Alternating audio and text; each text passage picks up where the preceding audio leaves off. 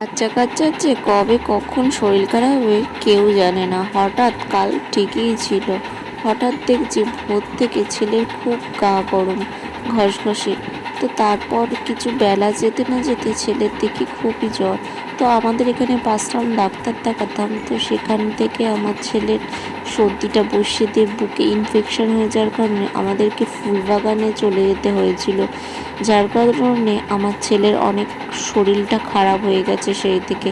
তো তারপর থেকে আমরা আর অবহেলা করি না, আমরা যখনই কিছু হয় আমরা গাড়ি রিজার্ভ করে আমরা ফুলবাগানে চলে যাই। ফুলবাগানে নানা রকম ডাক্তার আসে, তো সেই কারণে চেক আপটাও প্রচুর পরিমাণে ভালো হয়। সেই জন্য ওখানেই আমার মনে হয় বেস্ট। তো সেই জন্য তোর জন্য গিয়ে সকাল সকাল বেরিয়ে গেছিলাম, কারণ আজকে ছিল সোমবার। সোমবার মানে প্রচণ্ড ভিড়। তো গিয়ে দেখছি প্রচুর লাইন, প্রচণ্ড ভিড়।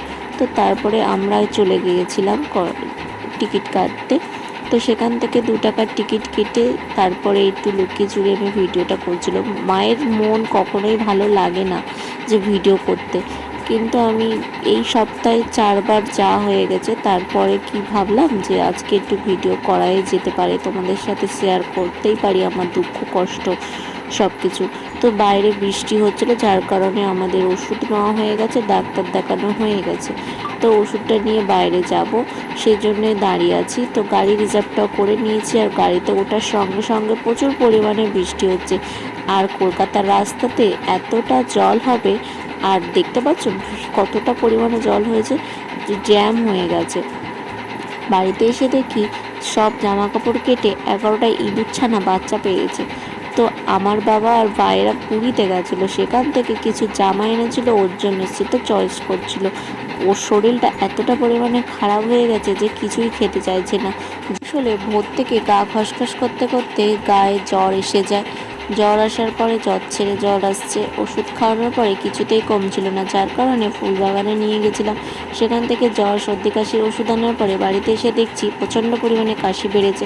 তারপরে কাশির কিছুদিন পরে ফের রিপোর্ট করলাম 2 দিন পরে।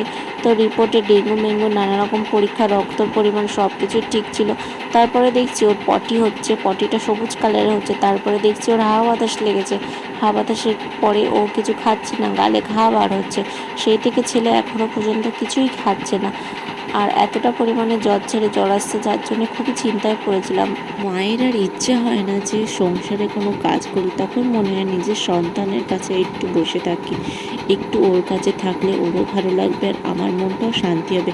কিন্তু কিছু করার নেই, সংসারের কাজ তো সকলের করতে হবে। আজকের ভিডিওটা এটুকু, দেখাচ্ছি নেক্সট ভিডিওতে।